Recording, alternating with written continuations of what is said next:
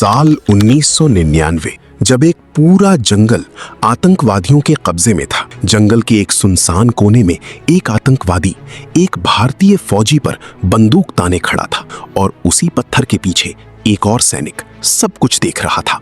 उसका नाम था प्रियांशु शर्मा। लेकिन सवाल यह है कि आखिर कैसे एक अकेले सिपाही ने पूरी आतंकवादी बस्ती को राख में बदल दिया। कहानी शुरू होती है 2 जून 1974 से। बिहार के औरंगाबाद जिले के पक्कापर गांव में एक गरीब परिवार में एक बच्चे का जन्म हुआ।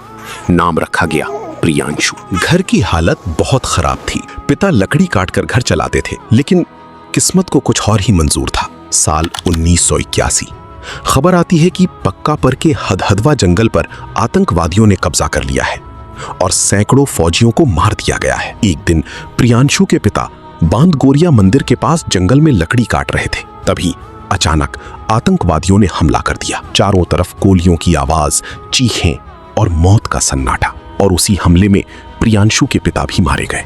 घर पर एक छोटा बच्चा अपने पिता का इंतजार कर रहा था, लेकिन जो खबर आई उसने उसकी पूरी दुनिया तोड़ दी। पिता अब कभी वापस नहीं आएंगे। मात्र 15 साल का बच्चा रोते रोते अपने पिता की फोटो के सामने खड़ा हुआ और कसम खाई, मैं बड़ा होकर फौजी बनूंगा और उन आतंकवादियों से हर एक बूंद का बदला लूंगा। उसकी मां ने अपनी सारी ताकत लगा दी। गरीबी से लड़ते हुए अपने बेटे को फौज में भेजा। प्रियांशु ने दिन रात मेहनत की और आखिरकार एक भारतीय सैनिक बन गया। उस समय आतंकवादियों का आतंक अपने चरम पर था। बिहार के मुख्यमंत्री भवन में एक अहम बैठक होती है, जहां चीफ कमांडर पुरोहित मलावर मुख्यमंत्री राबड़ी देवी को सलाह देते हैं, इस मिशन के लिए प्रियांशु ही सही रहेगा। और यहीं से शुरू होता है ऑपरेशन बदला। साल 1999 रात का समय। मिलिट्री बेस से 10 गाड़ियां निकलती हैं। धीरे धीरे वे जंगल के अंदर बढ़ती हैं। चारों तरफ अंधेरा, सन्नाटा और मौत की आहट। प्रियांशु और उसकी टीम धीरे धीरे आतंकवादियों के ठिकाने के पास पहुंचते हैं। वे इंतजार करते हैं कि सभी आतंकवादी सो जाएं, और फिर अचानक प्रियांशु की आवाज गूंजती है, भारत माता की जय। और अगले ही पल पूरा जंगल गोलियों की आवाज से गूंज उठता है। भारतीय सेना आतंकवादियों पर टूट पड़ती है।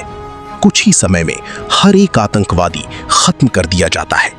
पूरा ठिकाना राख में बदल जाता है। लेकिन इस जीत की कीमत भी बहुत बड़ी थी। भारत के 26 जवान शहीद हो चुके थे। लड़ाई खत्म होने के बाद प्रियांशु घुटनों पर बैठ जाता है, आसमान की तरफ देखता है। उसकी आंखों में आंसू है और वो धीरे से कहता है, पापा, आखिर मैंने आपका बदला ले ही लिया।